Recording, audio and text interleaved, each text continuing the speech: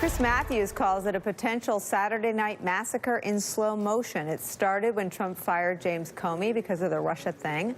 Now reports suggest Trump is coming for Rosenstein. The Washington Post reporting that the president has told close advisors recently that the House GOP memo could provide him with grounds for either firing or forcing the Deputy Attorney General to leave, according to one person familiar with his remarks. And as Charlie Savage writes in the New York Times, Trump's ultimate target may in fact be Special Counsel Bob Mueller.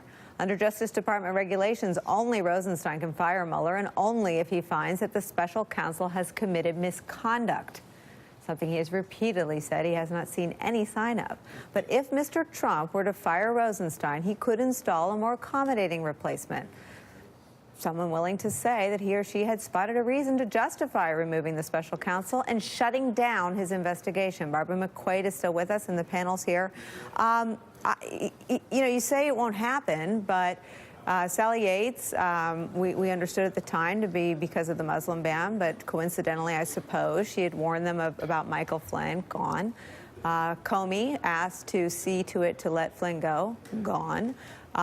Sessions, a constant target of cyber attacks from the president and of his disgust and disdain for not staying and overseeing the investigation. Rosenstein, someone whose loyalty he has questioned, someone who internally he's described as a Democrat when he's not a Democrat. Maybe he'll become one after this, but what do you make of all this? I mean, the first thing you said was, you say it won't happen. I don't know anybody who says it won't happen. I mean, some people. The White House says it won't happen. Well, the White House. I mean, who cares? No integrity.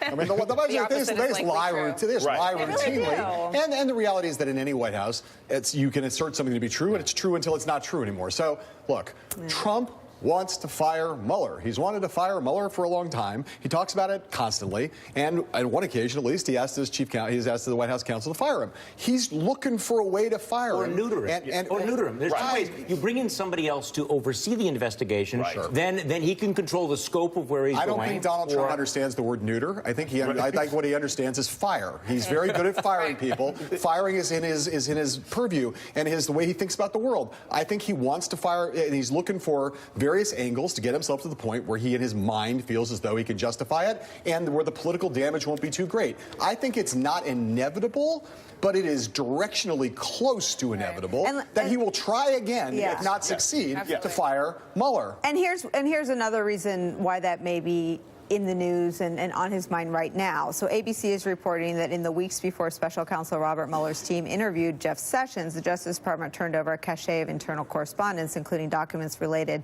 to the proposed resignation of Sessions last year and emails with the White House about fired National Security Advisor Mike Flynn, according to a source with knowledge of the matter. I mean, it's circling in. It's getting closer and closer and closer. I mean, it's always seemed to me, it's like when you have a team owner saying, hey, this coach is safe, right? The more you hear that, you know that coach is about to get fired. Donald Trump, at some point, if he manages to stay in office, he will try to get rid of Robert Mueller. The only reason I don't think he's been able to do it this year is because, one, you have members of his administration who say we'll quit, and two, I suspect to the degree that he'll listen to this, he probably occasionally hears from Mitch McConnell and Paul Ryan. If you do that this year, we will definitely lose the House and Senate. If we can manage, do you think they can finish the sentence and you may get impeached? Right. I don't even think the president would listen to that, because I don't necessarily have confidence that the Democrats will try and impeach him if they win the House and Senate. But I do think that from the perspective of just power, that might be the only thing keeping him from making this decision, because he's clearly circling. You don't think if Mueller turns in a report pointing to obstruction of justice, turning to he's got 2 guilty pleas and 2 people are going to stand trial, you don't think the Democrats would consider impeachment? I don't think that Mueller is even going to have a final report until he sees what happens in the midterm elections. I think that's what he's waiting for. I think because what's the point of turning over that evidence to this administration, to this current Congress? Paul Ryan, and I guess, Zerlina, it's a good point, because Mueller is not a cable news junkie in my experience with him, but he is not unaware that Chris Wray, who is a peer, just a DOJ peer, that Chris Wray has now been rebuffed by House Speaker Paul Ryan, by White House Chief of Staff John Kelly, and by Devin Nunes, the chairman of the House Intel Committee. Why would Bob Mueller turn over something that is going to be the product of some of the best prosecutors and the best investigators in America to people that appear immune or at best or corrupt at worst. For this administration, regardless of the facts. And I think that, you know, who are you going to give it to? Devin Nunes, who's working with the White House Paul to Ryan, discredit the who's the human shield to Devin Nunes.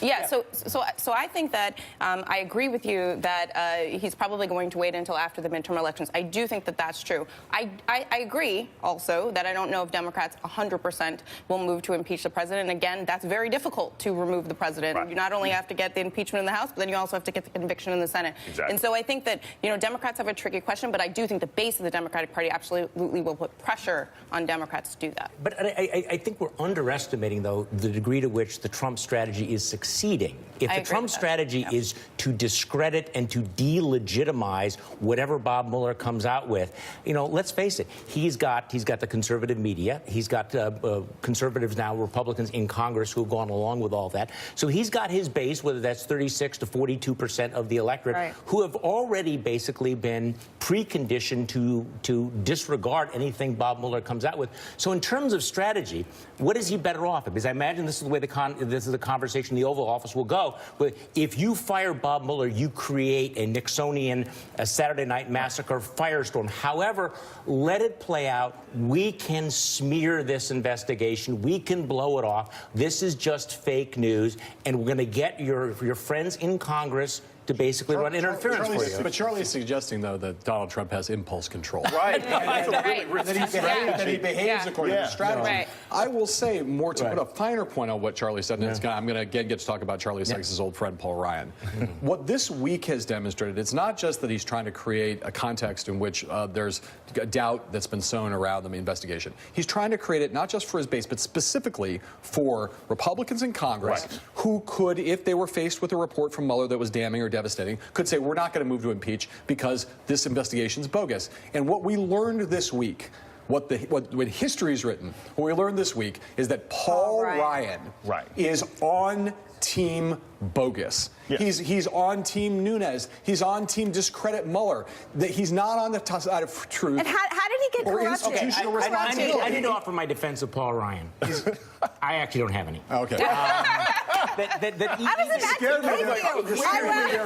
He's naive, he's obtuse, or he's disingenuous to say this memo has nothing to do with the Mueller investigation. But he's not stupid. I mean, do you think someone got to him? He's not dumb, so he's none of those things. What is it? Let me press you. What is it? I honestly don't know. He has basically linked his agenda so closely with Donald Trump that he feels the need to go this far. I mean, I understand it's basically saying we're going to appease Donald Trump because they want taxes, but why would he get himself in this?